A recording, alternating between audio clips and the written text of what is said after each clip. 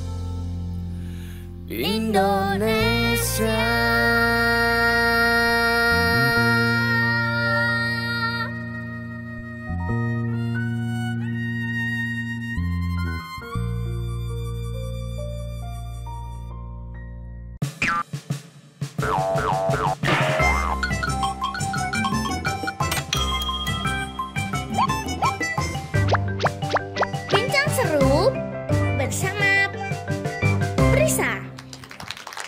Nah begini Pak Pandita Muda Totok Tejamano, saya mengantar keponakan yang manis ini, Prisa namanya. Wah, ya Pak In. Ya, Ya Pak, nama saya Prisa Putri Alina. Kalau Bapak, nama? Nama saya Pak Toto Tejamano. Saya seorang pandita muda, jadi biasanya dipanggil Pandita Muda Toto Tejamano. Oh, iya Pak. Salam kenal ya Pak. Salam kenal, Dik Prisa. Kalau saya sudah kenal sahabat Kalau- dalam pelayanan lintas iman. Iya, kalau dengan Pak D, Pak In ini kami sudah saling kenal, kami bergerak bersama di bidang kerukunan dan lintas Oh, iman. iya Pak. Prisa, Ya. tadi sebelum berangkat, Prisa kan tanya-tanya sama Pak D, Ya. agama Buddha dan budaya agama Buddha itu seperti apa sih gitu ya, termasuk Ya. mau mengucapkan salam ketika mau ketemu saja ragu-ragu ya. Nah, mungkin banyak hal yang ingin ditanyakan Prisa, silakan langsung saja, jangan takut-takut ya. Iya Pak. Nah Pak, tadi kan Prisa kesini tadi kan mengucapkan salam. Dalam agama Prisa itu Assalamualaikum. Kalau di agama Buddha apa ya Pak salamnya? Ya, kalau di agama Buddha biasanya kita mengucapkan Namo Buddhaya, tangannya sambil seperti ini. Ini tuh artinya Anjali atau Namaste. Jadi ini juga artinya menghormat, biasanya sambil menunduk seperti ini, Namo Buddhaya. Nah, ini kalau dalam militer ya sama dengan hormat seperti ini, Dik Prisa. Oh iya Pak. Oh iya Pak, sebenarnya ini tuh tempat apa sih Pak? Ya, ini tuh namanya Wihara Karangjati, Yogyakarta. Wihara itu adalah tempat ibadahnya untuk umat Buddha. Ya, tempatnya kecil karena memang ya sejak dulu memang kecil seperti ini. Memang ada wihara itu yang kecil, ada yang besar. Nah, kapan-kapan Dek Prisa saya ajak ke wihara yang besar. Salah satunya nanti bisa ke Wihara Pendut yang ada di Magelang ya. Tapi kalau ini kita di Wihara Karangjati yang memang kecil. Oh iya Pak. Pak Pandita, ini patung siapa ya Pak? Jadi ini Dik Prisa, ini adalah patung daripada Siddhartha Gautama atau yang sering kita sebut sebagai Buddha Sakyamuni. Kalau orang Buddha itu biasanya bukan menyebut patung, tapi Buddha Rupang. Jadi Rupang itu artinya bentuk. Jadi bentuk daripada Buddha. Nah, di sini ada patung Buddha atau Buddha Rupang, ini bergaya Borobudur. Jadi wajahnya ini Nusantara. Karena nanti patung-patung itu ada yang bergaya Cina, ada yang bergaya India, ada yang bergaya Vietnam, dan lain sebagainya. Jadi tergantung dari konteks masyarakatnya. Oh iya Pak. Kalau lilin ini warna-warni ya Pak, itu buat apa ya Pak? Ya, Dik Prisa, jadi kalau di altar itu kita akan ada beberapa simbol-simbol ajaran Buddha. Nah, seperti lilin ini juga adalah simbol daripada ajaran Buddha. Lilin itu artinya melambangkan penerangan. Jadi kalau ajaran Buddha itu dilaksanakan akan membawa terang, akan membawa penerangan bagi siapa yang melaksanakan. Nah, di sini ada warna-warna.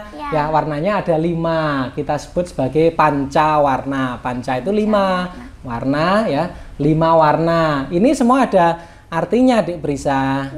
Kalau biru ini artinya bakti. Jadi sebagai umat Buddha kita mestinya berbakti kepada orang tua, kepada bangsa, kepada negara, kepada masyarakat, lingkungan, dan lain sebagainya. Lalu ini kuning, warna kuning ini artinya kebijaksanaan. Jadi dalam menghadapi hidup kita harus senantiasa bijaksana. Kalau yang merah ini artinya kita harus mempunyai cinta kasih kepada siapapun, tidak membenci, tapi menganggap semua adalah sebagai sahabat, sebagai sanak keluarga yang semuanya butuh dengan cinta kasih. Kalau putih ini artinya suci ya. Diharapkan sebagai umat Buddha itu mempunyai kesucian baik dalam pikiran, dalam ucapan maupun juga dalam tindakan sehari-hari. Nah, kalau yang warna orange ini Cocok ini seperti Dek Prisa. Artinya ini adalah semangat, sukacita dalam melakukan sesuatu itu harus dilaksanakan dengan semangat, dengan sukacita. Nah, itu Dek Prisa. Jadi ada beberapa lambang-lambang ajaran Buddha yang memang ditaruh biasanya di altar Sang Buddha. Oh, ya Pak. Jadi teman-teman, lilin-lilin ini ternyata juga ada maknanya dan artinya loh yang sudah disampaikan oleh Bapak Pandita. Oh iya Pak, kok ada buku ya Pak? Ada buku warna biru dan ada warna merah. Ya, ini adalah kitab suci agama Buddha. Namanya Tipitaka atau dalam bahasa Sanskerta itu Tripitaka. Tri itu artinya 3, Pitaka itu kelompok. Jadi ada 3 kelompok dalam Tripitaka itu. Nah, kalau yang biru ini disebut Parita Suci. Ini adalah tuntunan kalau kita sedang melakukan sembahyang di wihara ini. Jadi di sini isinya adalah tata cara atau tata upacara sembahyangnya untuk umat Buddha. Begitu Dek Prisa. Oh iya ya Pak. Pak Pandita, wihara ini berdiri tahun kapan ya? Ya, jadi wihara ini dijadikan sebagai wihara secara resmi itu adalah tahun 1962. Dulu sebenarnya wihara ini bukan wihara, ini ada bangunan seperti ini. Ini dulu semacam tempat laboratorium untuk penelitian susu sapi di zaman Belanda. Tapi kemudian oleh pemiliknya yaitu Romo Among Prajarto, setelah beliau berguru kepada seorang biku, beliau kemudian menghibahkan tanahnya ini untuk dipakai sebagai kegiatan umat Buddha.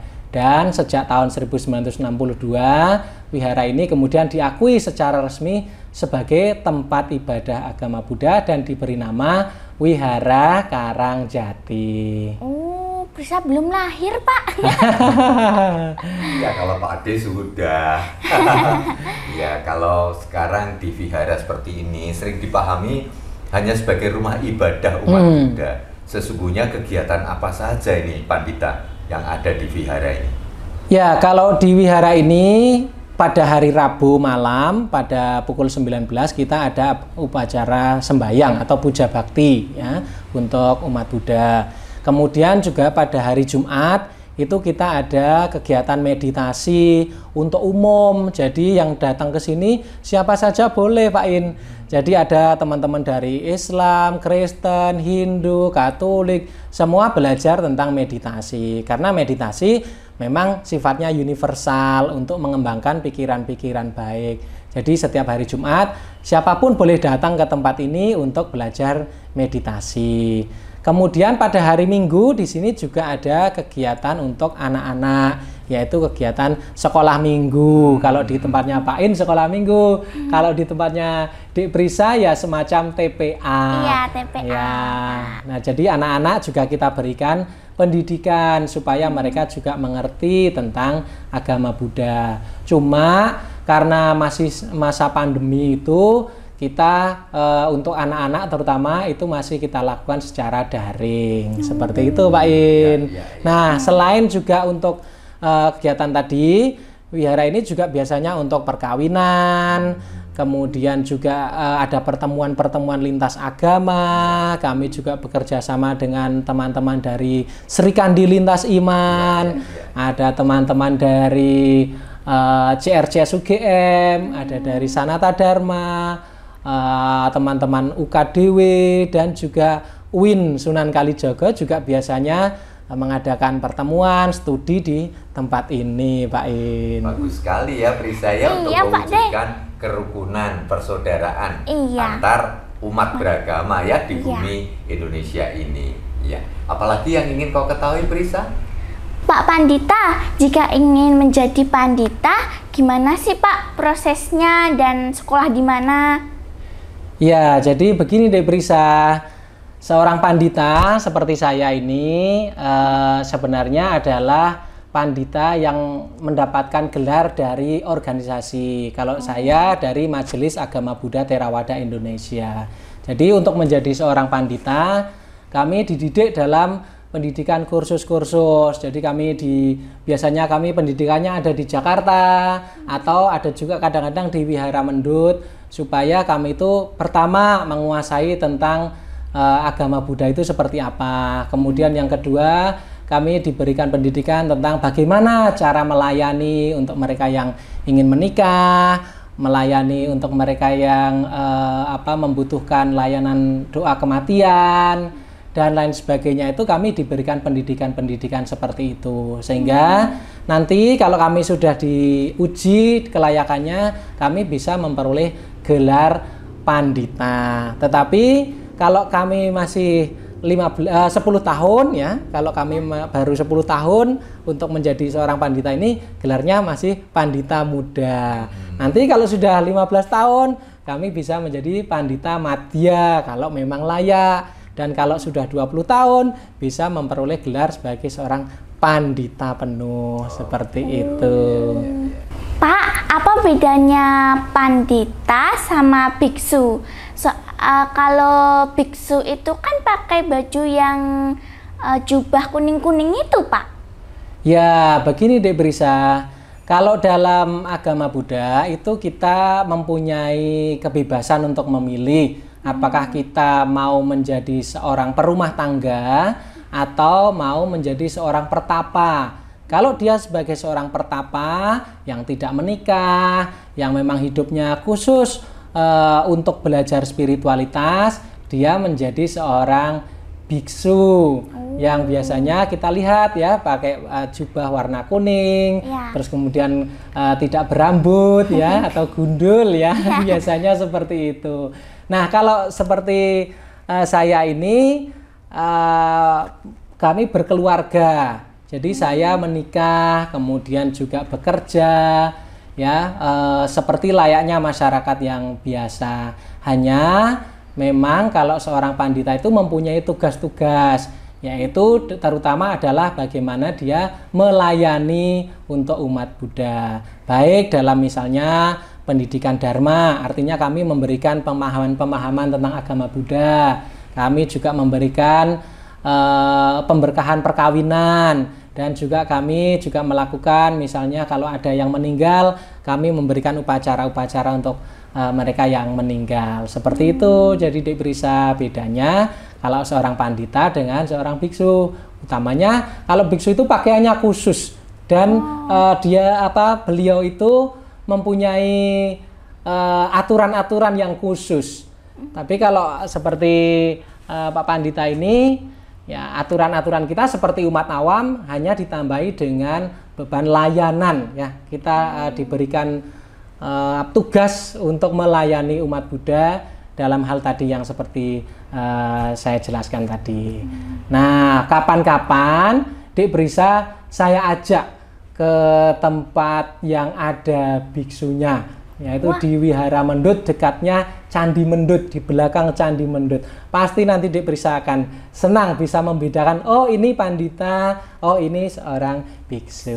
Oh iya ya Pak. Nah, senang sekali ya Brisa diajak ke sana ya. Iya Pak, nanti ketemu biksu. Iya, dan jangan lupa ajak Pak De kan. Iya dong, harus dong, Pak De harus mengantar. ikut. Iya, siap. Pak Pandita, berarti kapan dong kita ke Candi Mendutnya? Emangnya Dek Brisa siap? Siap dong Pak, soalnya kan Brisa bawa ganti baju. Nah, Pak De ini yang tidak ada nih kan. Nggak apa-apa Pak, yuk kita sekarang siap ke sana yuk. Ya. Ya. Oke, yuk kita berangkat. Yuk. Oke teman-teman, Brisa mau ke Wihara Mendut Magelang. Tetap bersama Pak De dan Pak Pandita. Yaudah deh, yuk Pak De sama yuk. Indonesia.